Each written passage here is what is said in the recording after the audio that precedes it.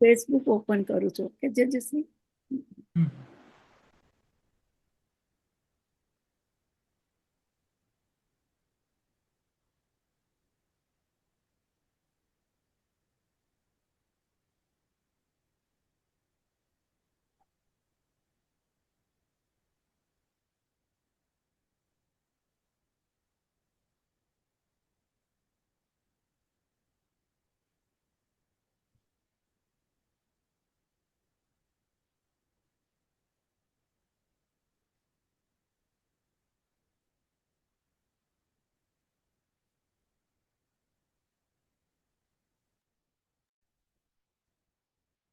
જયશ્રી આપણા ચરણમાં કોટી કોટી દંડવત પ્રણામ. આપ પરમ પૂજ્ય 108 અનન્ય બાવાશ્રી સુરત કામન બિરાજો છો.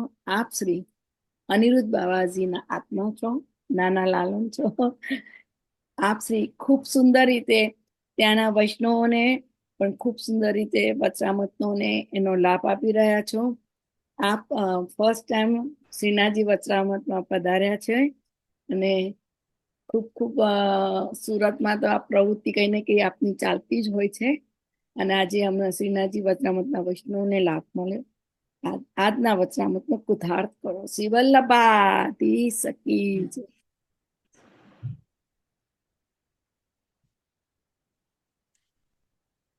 પ્રારંભ કરીએ આપણે. આજે જ બરહા પીડમ નટવરવપુઃ કર્ણયોઃ કર્ણિકારಂ બભ્રદ્વાસઃ કનકપુષં વૈજયન્તીં ચ માલાં રંધ્રારવેણુહૃદરસધયા પૂર્યન્ભૂતવૃન્दैः વૃંદારણ્યं स्वपदरमणं प्राविशद्गीतकीर्तिः सौन्दर्यं निर्झद्गतं प्रकटतं स्त्रीगूढभावात्मकं त्वं रूपं च पुनः सदन्तर्गतं प्राविशत्स्वप्रिये संश्लिष्टा विभुर्भुवरश्म्यः कृष्णो हि यत्साक्षितं रूपं तत्तृतीयात्मकं परसिद्ध्यं सदा वल्लभम्.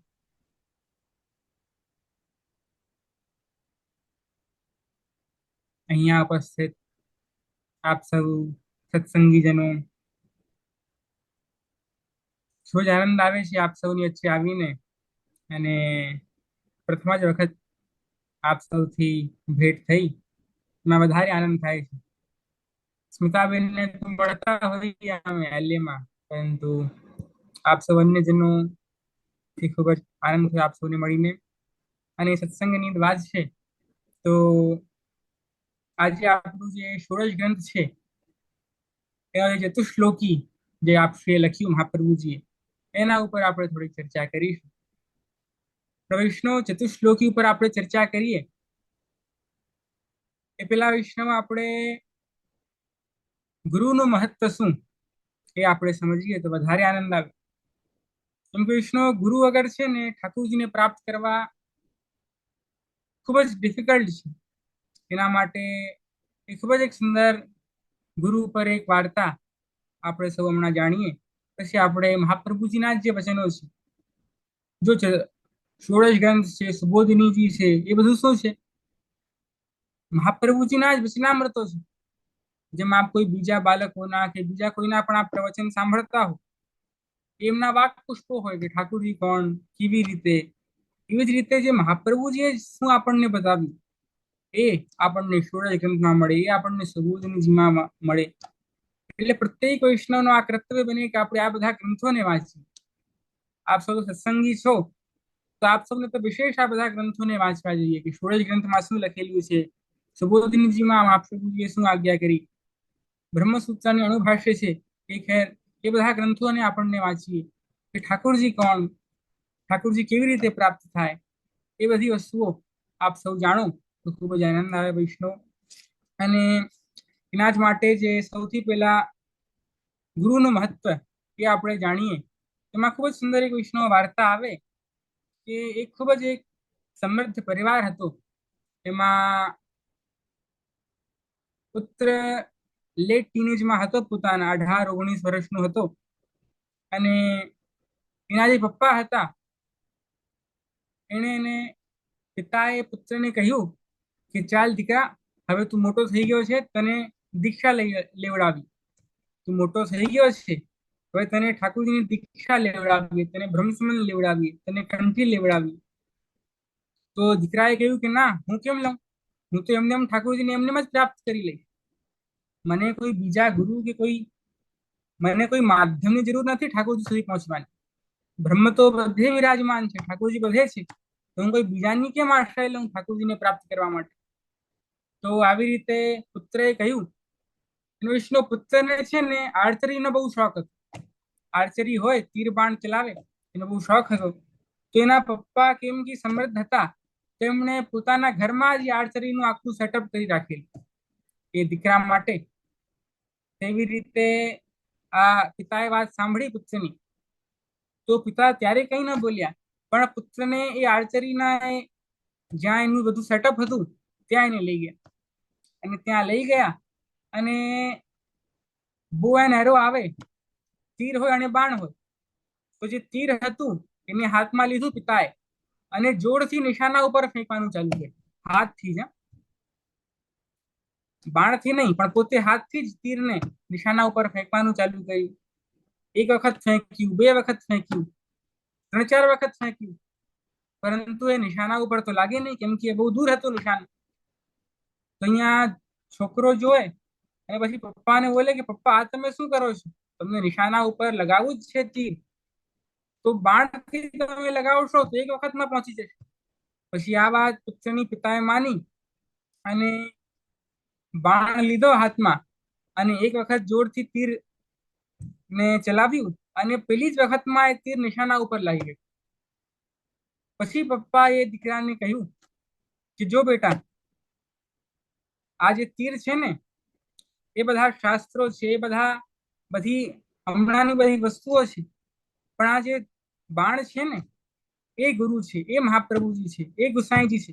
જો તું આમનો સહારો નહીં લેશે ને તો તું એ નિશાના સુધી નહીં પહોંચી, તું વચ્ચે ક્યાંક ને ક્યાંક પડી જશે. હવે ઠાકોરજી આટલું દુર્ગમ વિષય છે વૈષ્ણવ, કે કોઈના કોઈની તો આપણને સહાયતા લેવી જ પડે. હવે આપ સૌ સધન કેલિફોર્નિયામાં રહો, હવે તમને બે એરિયામાં જવું હોય તો બે એરિયાના ક્યાંક A થી B જગ્યાએ જવું હોય બે એરિયામાં, તો પણ તમને ગૂગલ મેપ્સની જરૂર પડશે. તમે ન્યુયોર્ક જાઓ, ઈસ્ટ કોસ્ટ જાઓ, તો પણ તમને ગૂગલ મેપ્સ, એપલ મેપ્સની જરૂર લેવી જ પડશે, કેમ કે ત્યાંના માટે તમે અજાણ્યા છે. તો આ ઠાકોરજી તો ફિલોસોફી જુઓ તો 5000 વર્ષથી લોકો ગોતે છે કે પ્રભુ કોણ, પ્રભુ કેવા. તેમના માટે તો આપણને કોઈ ના કોઈ ગુરુની આવશ્યકતા જરૂર છે વૈષ્ણવ. એટલે શ્રી મહાપ્રભુજી પ્રત્યે, શ્રી ગુસાઈજી પ્રત્યે આપ સૌની અટૂટ શ્રદ્ધા રહે. આપ સૌ સારા વૈષ્ણવ એના માટે મહાપ્રભુજીમાં આપની શ્રદ્ધા રહે, ગુસાઈજીમાં શ્રદ્ધા રહે. એમના જ બલથી આપણે ઠાકોરજીની ભક્તિ ખૂબ જ સારી રીતે કરી શકશું. એટલે આવો વૈષ્ણવ, આપણે જે મહાપ્રભુજીના વચનો છે એમના ઉપર આપણે ચર્ચા કરીએ. તો જે મહાપ્રભુજીનો જે ચતુશ્લોકી નામનો ગ્રંથ છે, એમાં જે પ્રથમ શ્લોક છે કે સર્વદા સર્વ ભાવેના ભજનીયો વર્જાધિપ સસ્યાયમેવ ધર્મો હિ નાન્યઃ પાપી કદાચન. વિષ્ણુ ખબર, આ જે ચતુશ્લોકી છે ને એમાં 4 શ્લોકો છે અને 4 શ્લોકોમાં મહાપ્રભુજીએ જે આપણા 4 પુરુષાર્થો છે, ધર્મ, અર્થ, કામ અને મોક્ષ, એમના ઉપર મહાપ્રભુજીએ આપણને બતાવ્યું છે કે એક વૈષ્ણવનું ધર્મ શું, એક વૈષ્ણવનું અર્થ શું, એક વૈષ્ણવની કામના શું હોવી જોઈએ અને એક વૈષ્ણવનું મોક્ષ શું છે, એ મહાપ્રભુજી આ ગ્રંથમાં બતાવેલું છે. તો પ્રથમ શ્લોક ઉપર જોઈએ તો પ્રથમ શ્લોક ધર્મ ઉપર છે. વૈષ્ણવ ધર્મ છે ને, ધર્મ જે હમણાં જે રિલિજન કે છે એ રિલિજન તો હમણાં પડ્યું, પણ જે વાસ્તવિક જે ધર્મ હતું આપણા ત્યાં, એનો અર્થ છે વૈષ્ણવ ડ્યુટી, કે પ્રત્યેક વૈષ્ણવની ડ્યુટી શું હોવી જોઈએ. તો ડ્યુટી માટે મહાપ્રભુજી આજ્ઞા કરે કે સર્વદા સર્વ ભાવેના ભજનીયો વ્રજાધિ.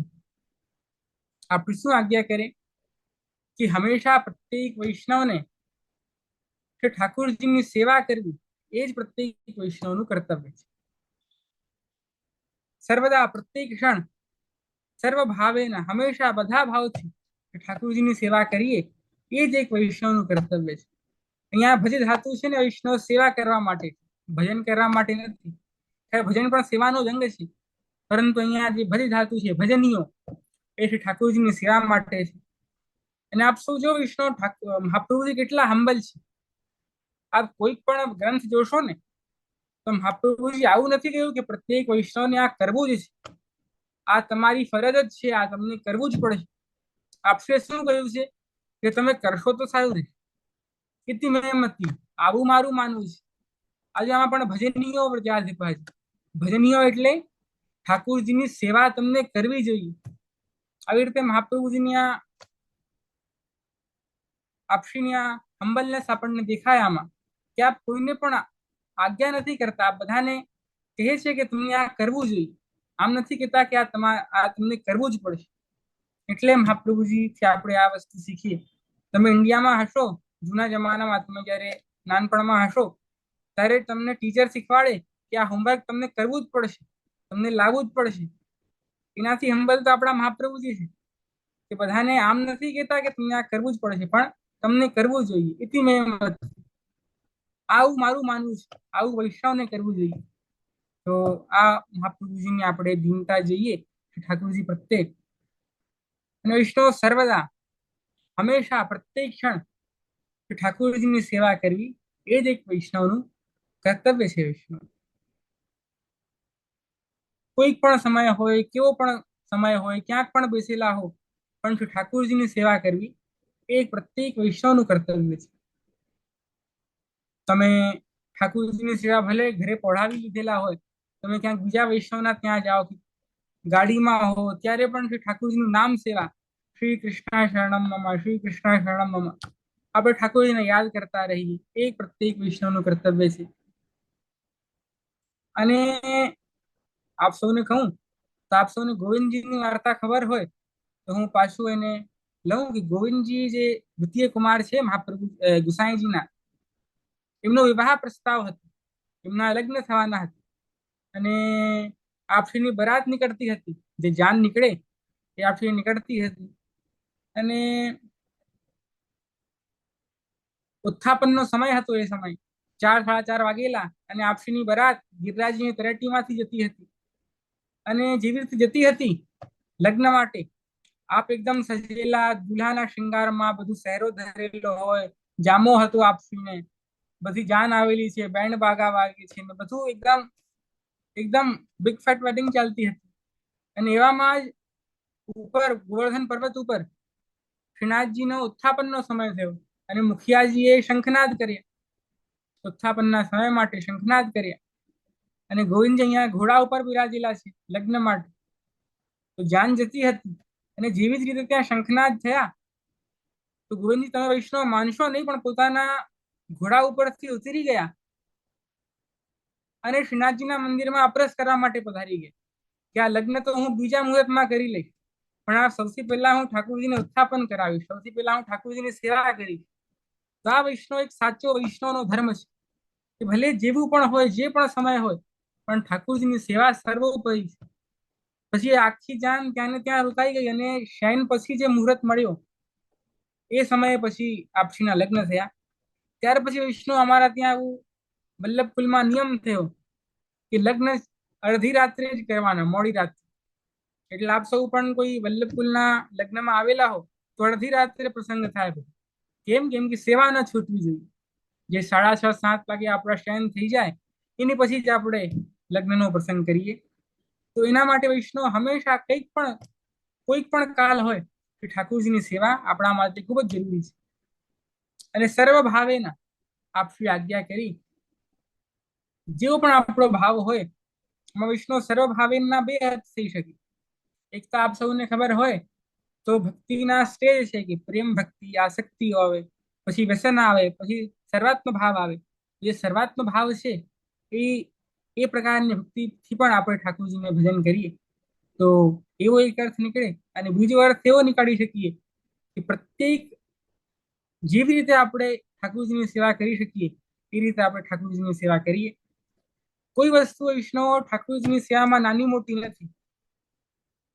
તમે કહો કે અમને આ સેવા મળવી જોઈએ, અમને પેલી જ સેવા મળવી જોઈએ. અમુક લોકો ફૂલઘર કરે ઇન્ડિયામાં, ફૂલઘરમાં બધા બેસેલા હોય, તેના માટે લડાઈ કરે કે હું થાગની સેવા કરીશ, હું થાગની સેવા કરીશ, હું ખાલી માલા નથી પહેરવાની, મને થાગની સેવા આપો. અમુક વૈષ્ણવ શ્રૃંગાર માટે લડતા હોય કે અમને આ શ્રૃંગાર જોઈએ, પેલું જ જોઈએ.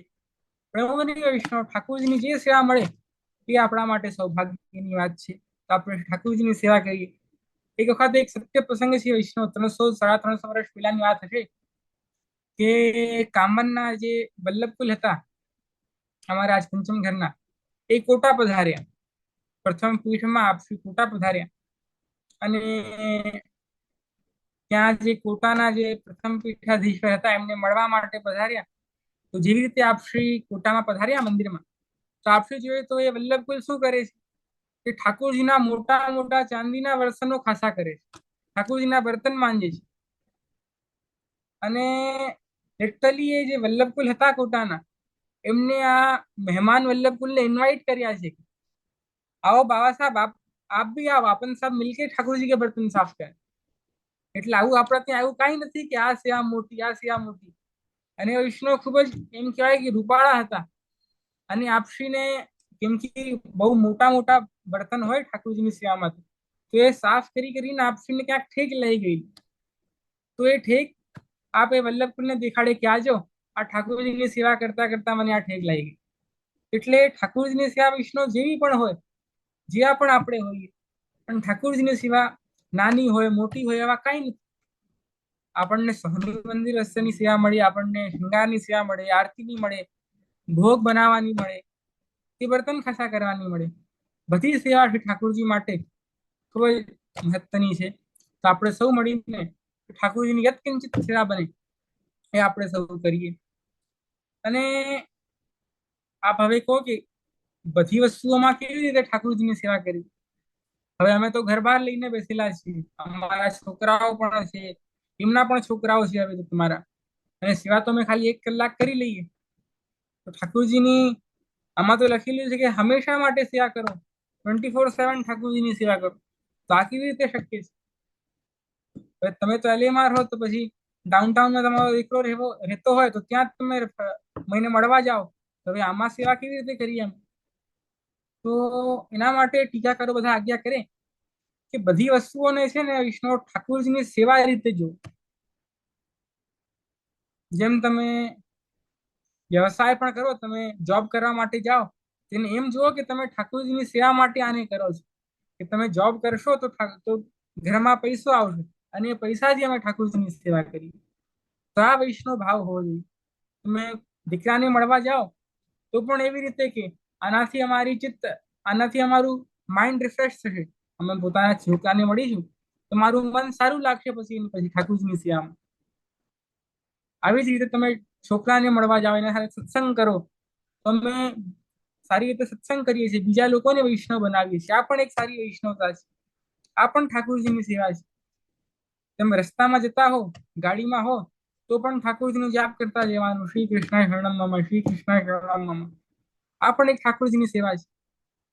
નામ સેવા પણ ખૂબ જ મોટી છે વિષ્ણુ.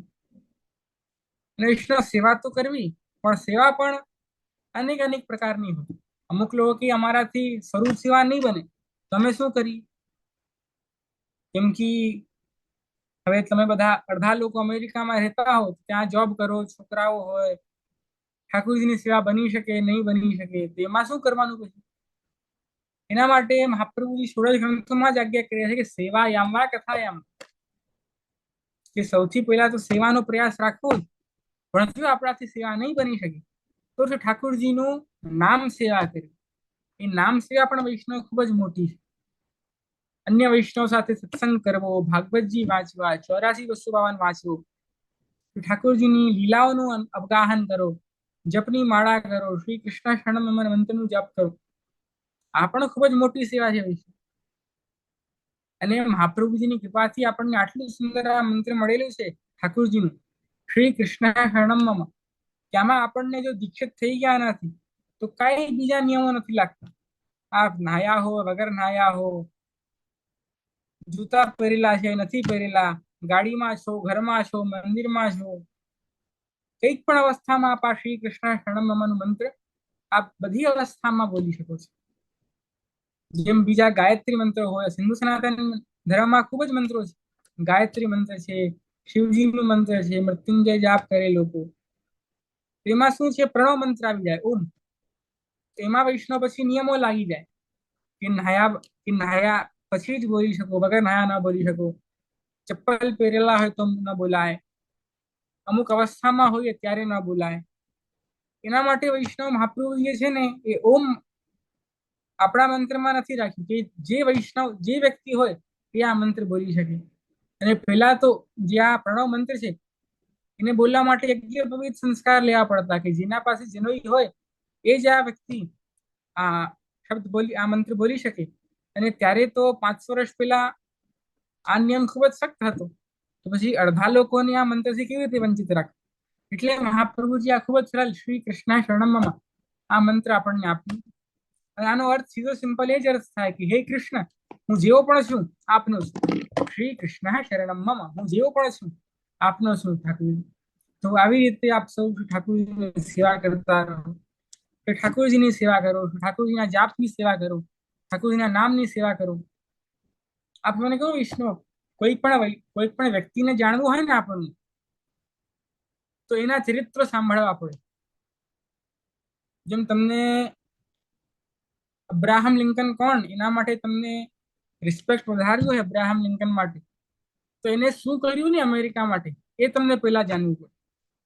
કે આવું કર્યું અબ્રાહમ લિંકને, આ કરેલું, પેલું કરેલું. માર્ટિન લ્યુથર કિંગ હોય જુનિયર, એના માટે તમને રિસ્પેક્ટ વધારવી હોય તેના માટે સાંભળવું પડે કે રેસિઝમ હટાવ્યું, આવી રીતે બધા રેવોલ્યુશન લાવ્યા, આ બધું કર્યું. તો આ તમને એનું પેલું મહાત્મ્ય જાણવું પડે કે એ ભાઈએ પેલા શું કરેલું. એમાં જ ગાંધીજી હોય, તમને પેલા જાણવું પડે કે ગાંધીજીએ અંગ્રેજો ખિલાફ શું કર્યું, કે દાંડી માર્ચ કરેલું, અહીંયા બારડોલી સત્યાગ્રહ આ વલ્લભભાઈજી કરાવ્યું, અને અનેક અનેક કાર્ય ગાંધીજીએ કર્યા. જ્યાં સુધી તમે એ બધા કાર્યો નહીં જાણશો ને કે ગાંધીજીએ શું શું કર્યું, ત્યાં સુધી તમને ગાંધીજી પ્રત્યે રિસ્પેક્ટ નહીં થશે.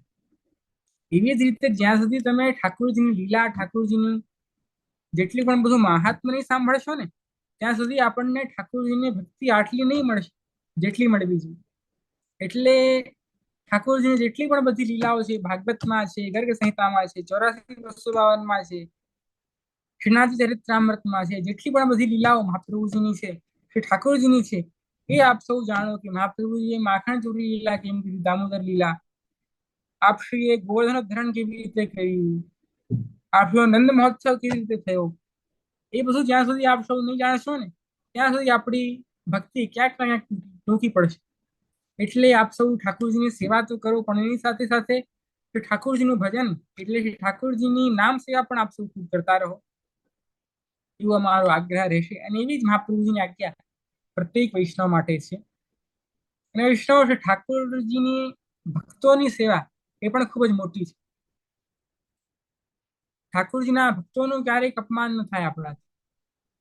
કેમ કે આપણા ત્યાં ભક્તોમાં પણ ભગવત સ્વરૂપ જ જાણ્યા. કોઈ વૈષ્ણવ આપણા ત્યાં ઘરે આવે તો આપણે એમ નથી જોયા કે આ ભાઈ આવ્યા કે પેલા ભાઈ આવ્યા. આપણે એમ જોઈએ છે કે પેલા વૈષ્ણવ આવ્યા. વૈષ્ણવ કેમ? કેમ કે આપણે એમ માનીએ કે પ્રત્યેક વૈષ્ણવના હૃદયમાં શ્રી ઠાકોરજી બિરાજે છે. તો આપણે એમ જ માનીએ કે ઠાકોરજી આપણા ઘરે પધારે.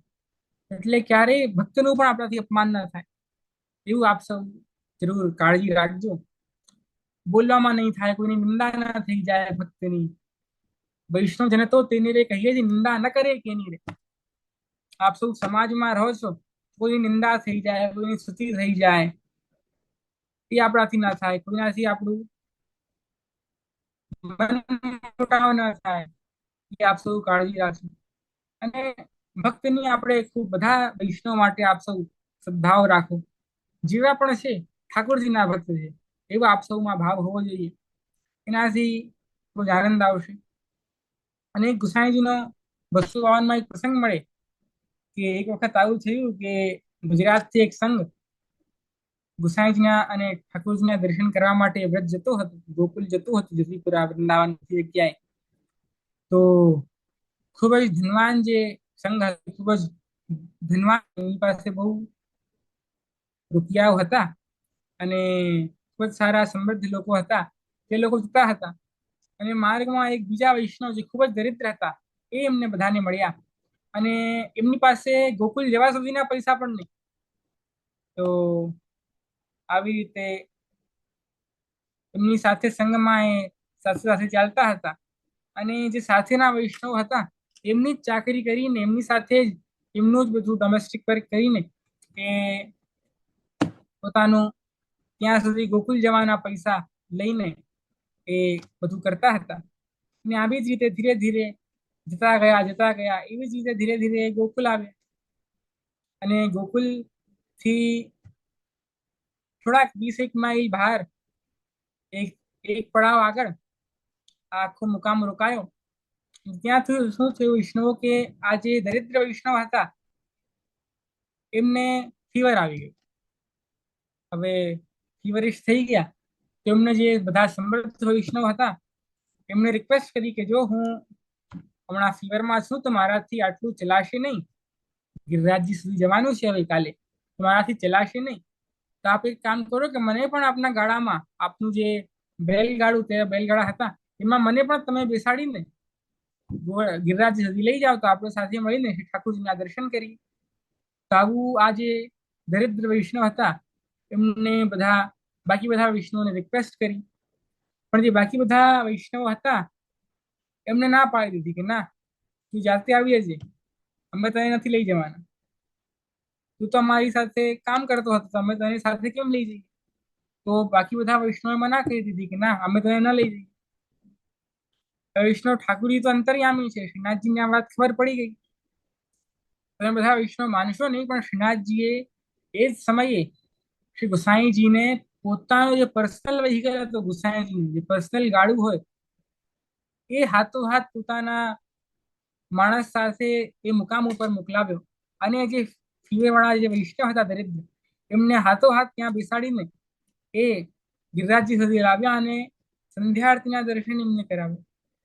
એટલે તમે વૈષ્ણવ વિચારો, જે ગુસાઈજીનું જે પર્સનલ વ્હીકલ છે એમાં શ્રીનાથજીએ આ વૈષ્ણવને બેસાડીને પોતાના દર્શન કરાવ્યા.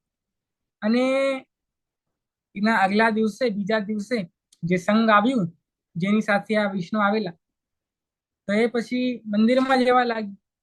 તો શ્રીનાથજીએ પેલા જ ગુસાઈજીને મના કરી દીધી કે જે વૈષ્ણવે મારા વૈષ્ણવ સાથે આવું કરેલું છે એને મને મુખ પણ નથી જોવું, એના દર્શન નહીં કરાવતા, ભલે ગુજરાતથી આવેલા હોય, હું એમને દર્શન નહીં આપીશ. એ લોકો પછી અચંબિત થઈ ગયા કે મારાથી તો બહુ મોટી ગલતી થઈ ગઈ. પછી गुसाई विनती करे कि कृपानाथ एक दिन तो करा दो, हम इतनी दूर से आए हैं, हमको थोड़े तो दर्शन करा दो, थोड़े तो दर्शन करा दो, भले एक झलक करावी दो. तो गुसाई जी फिर ठाकुर जी ने विनती करी कि कृपानाथ अब ये इतनी गुजरात से आए हैं, इतनी दूर से आए हैं, ત્યારે તો એક મહિના લાગી હતા ઘરે જવા માટે, તો આપ થોડે તો દર્શન કરા દો. બહુ વધારે વિનંતી કરી. પેલા તો આપ ના જ પાડતા હતા કે ના, જાને મેરે વૈષ્ણવ को द्रोह किया है, બાકુમાં દર્શન નહીં દઉં.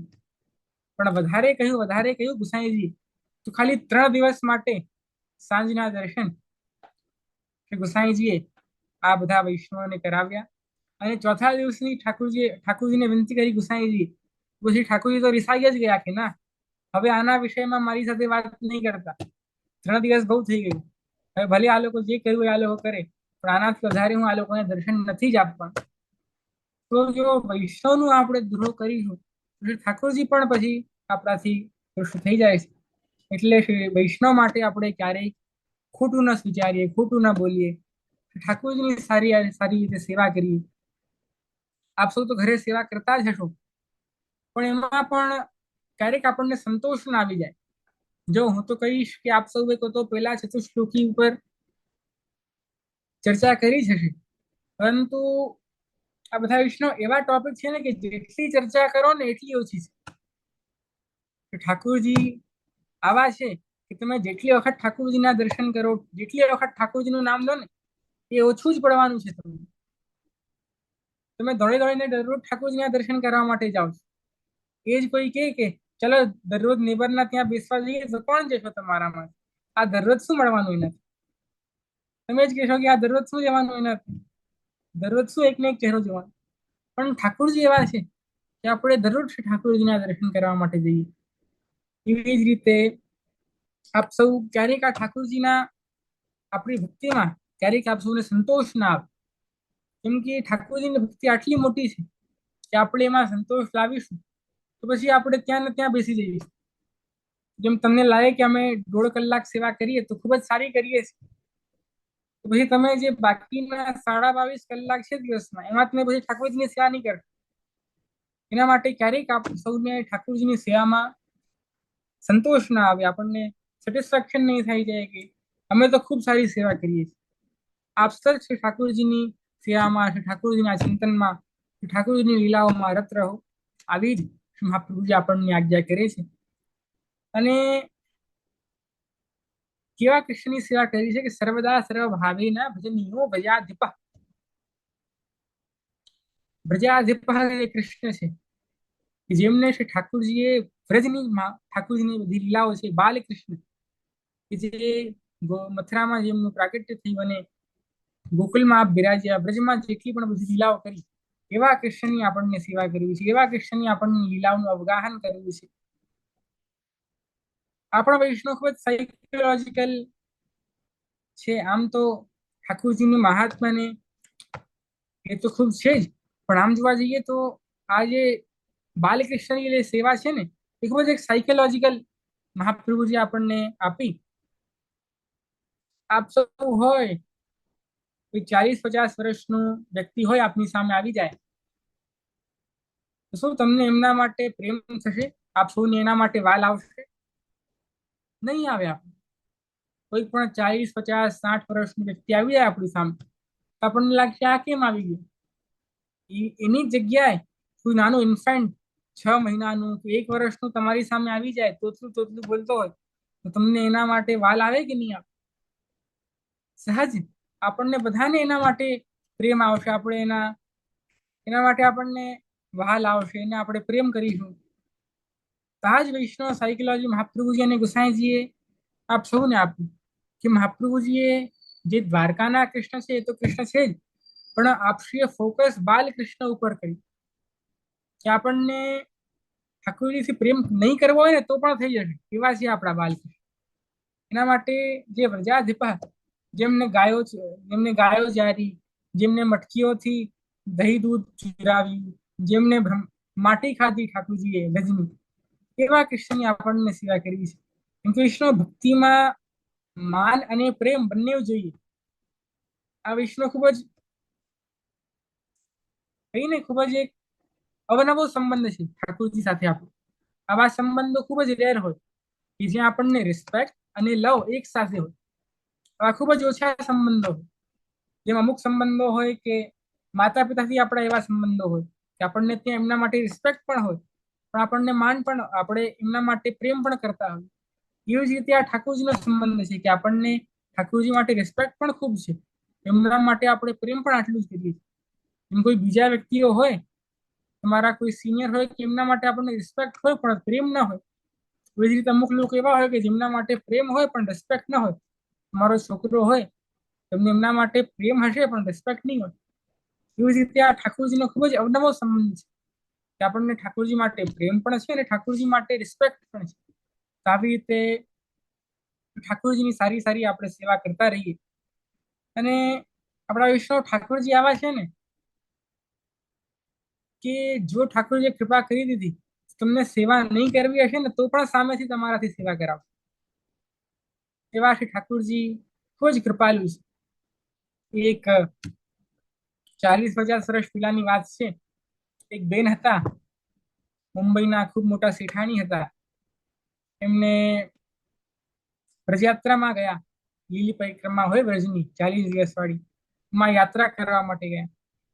પણ યાત્રા કરવા માટે જાય એની જ થોડાક દિવસો પહેલા એમને સોનાના ચશ્મા લીધેલા, સાચા સોનાના ચશ્મા બનાવીને એ લીધેલા અને પહેરતા હતા. એમને ખૂબ જ ગૌરવ કે મારા સોનાના ચશ્મા, મારા સોનાના ચશ્મા. આવી રીતે જે દેખે, જે સામે આવે એને દેખાડે કે આજો મારા સોનાના ચશ્મા, અમે હમણાં લીધા, આજો ઉતારીને દેખાડે, સાચા સોનાના ચશ્મા છે. આવી રીતે બધાને દેખાડતા. તો આવી રીતે સોનાના ચશ્મા બધું કર્યા કરે. હવે તે બ્રજમાં પહોંચ્યા. બ્રજમાં પણ પરિક્રમામાં બધા જે પણ વૈષ્ણવ મળે એને દેખાડે કે આજો મારા સોનાના ચશ્મા, આજો મારા સોનાના ચશ્મા, સાચા સોનાના ચશ્મા છે, 24 કેરેટ ગોલ્ડના છે. આવી રીતે બધાને દેખાડે. આવી રીતે મધુવન આવી યાત્રા, ધીરે ધીરે જતીપુરા, બરસાના, નંદગામ, બધી જગ્યાએ જતી હતી યાત્રા. આવી રીતે જયારે અંતિમ 10 દિવસ આવ્યા ત્યારે યાત્રા પહોંચી વૃંદાવન. અને વૃંદાવનમાં ચશ્મા સાથે શું થાય એ મને તમને કહેવાની જરૂર નથી. જેવી રીતે બધા વૈષ્ણવને સોનાના ચશ્મા દેખાડતી હતી, એવી રીતે વૃંદાવનમાં પહોંચી. અને જ્યાં વૃંદાવનમાં એ ગઈ અને ત્યાંની બધી ગલીઓમાં આ બેન ગયા, શેઠાની ગઈ, એવામાં જ ઉપરથી વાંદરો આવ્યો. આમના એ સોનાના ચશ્મા લીધા અને એની જ સામે કટકા કરીને ત્યાં ને ત્યાં ફેંકીને નીકળી ગયો. અને પછી જ વૈષ્ણવ જે શેઠાની હતા, જે વૈષ્ણવ હતા, એમને એની પછી જે વ્રજની લીલાઓ છે, વ્રજના બધા સ્થળો છે, એમનામાં એમનું મન લાગ્યું. બાકી હમણાં સુધી તો એના જ હતા કે મધુવનમાં ભલે મહાપ્રભુજીની બેઠકમાં હોય પણ તો પણ ત્યાં બધાને સોનાના ચશ્મા દેખાય. તો એમનું ભલે ફિઝિકલી ત્યાં હતા પણ મેન્ટલી એમનું ચિત્ત તો સોનાના ચશ્મામાં જ લાગે. એવી રીતે પછી વૃંદાવનમાં એ વાંદરાથી ઠાકુરજી એમનું એ મોહ છોડાવ્યું. અને એની પછી યત્કિંચિત જે 5-6 દિવસ હતા છેલ્લા, એમનામાં એમને પછી ઠાકુરજીમાં મન લાગ્યું. આવી રીતે એ પછી ઠાકુરજીની સેવામાં લાગ્યા. અને પછી એ જે એમનો ગૌરવ હતો સોનાના ચશ્માનો, એ છોડાવ્યું. તો ખબર દાનની લીલામાં પણ શું જ છે કે ગોપીઓને ગૌરવ થઈ ગયેલો કે મારા જેવું દૂધ દહીં કોઈ ના બનાવી શકે. તેના માટે પછી ઠાકુરજીએ દૂધ દહીં જ ફોડી નાખે, એ જે બધી મટકીઓ હતી એ જ ડિસ્ટ્રોય કરી નાખી. આવી રીતે આપણા ઠાકુરજીની સેવા પોતે જ આપણાથી કરાવે. તો આવાથી ઠાકુરજી છે. અને એને પછી મહાપ્રભુજી આજ્ઞા કરે કે સસ્વાયમેવ ધર્મોહિ નાન્યઃ પાપી કદાચન. કે આ જ એક પ્રત્યેક વૈષ્ણવ ધર્મ છે અને આનાથી વધારે મોટું ધર્મ એક વૈષ્ણવ તરીકે કોઈ પણ વ્યક્તિનું નહીં હોઈ શકે. એમ ખબર, એક જ ઇન્ડિવિજ્યુઅલ છે ને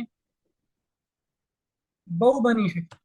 જેમ આપ શું હમણાં ઘરે હો તો તમારી પાસે દીકરો આવે તો એના માટે તમે મધર છો, એના માટે તમે મમ્મી છો. એવી જ રીતે તમે ક્યાંક હોસ્પિટલમાં જાઓ, તમે પેશન્ટ બની ગયા. તમે કોઈ સ્ટોરમાં જાઓ 7-Eleven તમે ત્યાં એક ક્લાયન્ટ બની ગયા. એવી જ રીતે આ જ્યાં જ્યાં આપણે જઈએ એવી રીતે આપણે બદલી જઈએ. એવી જ રીતે વૈષ્ણવ તરીકે આપણું સૌથી મોટું ધર્મ શું કે છે? ઠાકોરજીની સેવા કરવી ને એ જ આપણો સૌથી મોટું ધર્મ છે. અને નાન્ય પાપી કદાચ, આનાથી મોટું કોઈ એક પણ ધર્મ એવો નથી કે વૈષ્ણવ તરીકે મોટો હોય. કે જેમ એક યજ્ઞ પત્નીઓનો પ્રસંગ આવે ભાગવતજીમાં 10મા સ્કંદમાં છે કે ખૂબ જ મોટો યજ્ઞ કરતા હતા બ્રાહ્મણો, યજ્ઞશાલા બાંધીને, અને બધા બહુ મોટો યજ્ઞ ચાલતો હતો. અને ત્યાં જ આપણા બાલકૃષ્ણ ગાયો ચરાવતા હતા. અને ગાયો ચરાવીને આપ શ્રી પધારતા હતા. અને ત્યાં જ આપશ્રીને ભૂખ લાગી, કેમ કે આપ તો બાલક છે, તો આપને ભૂખ લાગી. તો જે ત્યાં યજ્ઞશાલા હતી ત્યાં ઠાકુરજી પધાર્યા અને જે બધા પુરુષો હતા એમને પૂછ્યું કે મને ભૂખ લાગી છે, આપની પાસે કંઈક હોય મને આપી દો ભોજન માટે. તો બધા જે પુરુષો હતા બ્રાહ્મણો, એમને તો ઠાકુરજીને ના પાડી દીધી કે ના, આ બધું તો યજ્ઞ માટેનું છે, અમે ગ્વાડિયાને કેમ આપી આવું? આ તો યજ્ઞના બધા આહુતિ માટે બધું ભોજન છે, અને યજ્ઞ માટે છે, અમે કોઈ બીજા વ્યક્તિને ના આપીએ. ત્યારે પછી ઠાકુરજી એમની પત્નીઓ પાસે પધાર્યા. અને ત્યાં બધી સ્ત્રીઓને ઠાકુરજીએ પૂછ્યું કે મને ભૂખ લાગી છે, આપ કન્ના આપી શકો તો મને જરૂર આપજો, કેમ કે મને ભૂખ લાગી છે. તો ઠાકુરજી તો પછી ત્યારે જે એમની જે પત્નીઓ હતી એમને ઠાકુરજીનું સ્વરૂપ ધ્યાનમાં આવી ગયું અને એ ઓળખી ગયા કે આ તો ઠાકુરજી છે. પછી જે યજ્ઞની પણ જે વસ્તુઓ હતી એ પણ આપણે ઠાકુરજીને આપી દીધી કે ના, યજ્ઞની તો આપણે બીજી સામગ્રી લઈ આવીશું, પણ આ તો સાક્ષાત ઠાકુરજી આપણા પાસે પધારેલા છે, એમને સૌથી પહેલા આપણે ફર્સ્ટ પ્રાયોરિટી ઠાકુરજીને આપી. અને ત્યારે ઠાકુરજીને એમને ખૂબ જ સારી રીતે ભોજન લેવડાવ્યું. અને એમને જે જયારે ભજનાનંદ મળ્યું, ઠાકોરજીનું જે આનંદ મળ્યું, એ આનંદ થી જે બધા પુરુષો હતા એ વંચિત રહી ગયા. કેમ કે એમને ઠાકોરજી પહેલા યજ્ઞોને રાખ્યું. એટલે જે એમને ભલે જે ભજનાનંદ, જે ઠાકોરજીની સેવાનું જે આનંદ છે એ એમને પ્રાપ્ત ન થયું. અને જે બધી એમની જે બધી સ્ત્રીઓ હતી એમને ઠાકોરજીની લીલાનું ખૂબ જ સારી રીતે એમને લાભ મળ્યો. અને ઠાકોરજીની લીલાનું એમને ખૂબ જ આનંદ એમને મળ્યું. તો આવી જ રીતે ઠાકોરજીની સેવા આપ સૌ કરતા રહો. અને અમુક વૈષ્ણવ પછી એમ વિચારે કે ઠાકોરજીની સેવા કરવું એ આપણું કર્તવ્ય કેમ? તેના માટે ટીકાકારો આજ્ઞા કરે કે યોગદંશા સંભજેત, કે જે જેનો અંશ હોય એની સેવા કરે. જેમ તમારા મમ્મી પપ્પા હતા થોડાક સમય પહેલા, તમે એમની સેવા કરતા કે નહીં કરતા? એમની આપણે ટેક કેર કરી. કેમ? કેમ કે આપણે એમનામાંથી સર્જાયેલા છે. એમના કારણે જ આપણે અહીંયા વિદ્યમાન છે. એટલે એમની સેવા કરવી આપણી મોરલ ડ્યુટી બને છે. એવી જ રીતે પ્રત્યેક વસ્તુ આ જગતમાં શ્રી ઠાકોરજીએ બનાવેલી છે. તો શ્રી ઠાકોરજીની સેવા કરવી એ પ્રત્યેક વૈષ્ણવનો ધર્મ છે. વૈષ્ણવ એટલે જ શ્રી ઠાકોરજીની સેવા પ્રત્યેક દરેક રીતે આપણે શ્રી ઠાકોરજીની સેવા જરૂર કરતા રહીએ. અને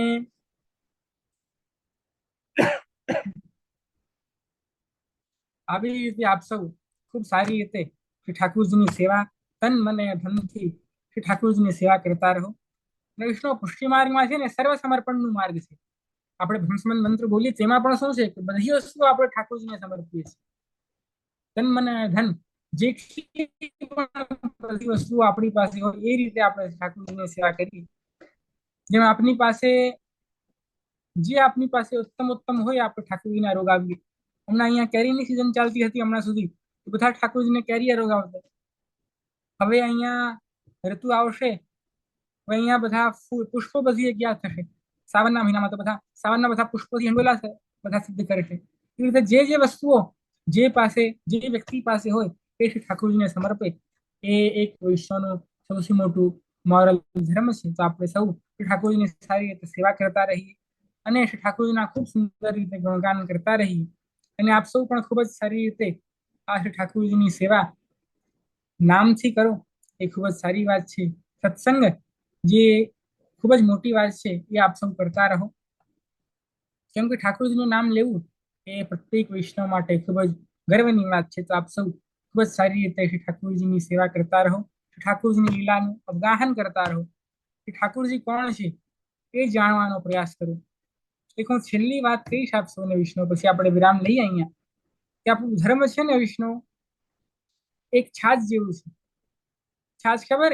તમે 1 કલાક સુધી રાખી દો, પછી છાજ કેવી રીતે થઈ જાય કે ઉપર પાણી આવી જાય ને નીચે જે એનું જે મેન જે દહીં વાળું ભાગ છે નીચે જતું રહે. એવી જ રીતે ધર્મ છે વિષ્ણુ. આપ સૌ એવી છાજમાં છાજ પીવા જાઓ તો તમે ઉપરથી પીશો ને તો તમને મજા નહીં આવશે. તમને કહેશો આ શું પાણી છે. પણ તમે જે નીચેનું જે ડીપ ડાઈવ કરીને જે ચમ્મચથી તમે પીવા જશો ને ત્યારે તમને ખબર પડશે કે ઓ છાજ તો આટલી સારી હતી. એવી જ રીતે ધર્મમાં પણ તમે ઉપરથી ઠાકોરજીની સેવા કરશો, ઉપરથી ઠાકોરજીનું ભજન કરશો તો તમને એવો આનંદ નહીં આવશે જે આવો જોઈએ. પણ તમે ઠાકોરજીની લીલામાં, ઠાકોરજીની ભક્તિમાં ખૂબ જ ઊંડા ઉતરશો ત્યારે તમને ખબર પડશે કે ઓ ઠાકોરજી તો આટલા સુંદર છે, ઠાકોરજીની લીલાઓ તો આટલી સુંદર છે. તો આવી જ રીતે આપ સૌ ખૂબ જ સુંદર રીતે શ્રી ઠાકોરજીની સેવા કરતા રહો, ઠાકોરજીનું ચિંતન કરતા રહો અને આવી જ રીતે આપ સૌ ખૂબ જ સુંદર રીતે સત્સંગ કરતા રહો. આટલું જ કહીને મારા વક્તવ્યની સ્તુતિ છું. જય શ્રી, ખૂબ સુંદર સમજાયું. ફરી પધારજો લંડન જઈને પછી આવતા મહિને કે પછી પધારજો, જે એક્ઝામ પતી ગયું હતા. અને હું વૈષ્ણવને ખોલું છું તો વૈષ્ણવને દંડવત પહોંચાડે છે. વૈષ્ણવ અમને પણ ખૂબ જય શ્રી, આપણા ચરણોમાં કોટી કોટી દંડવત.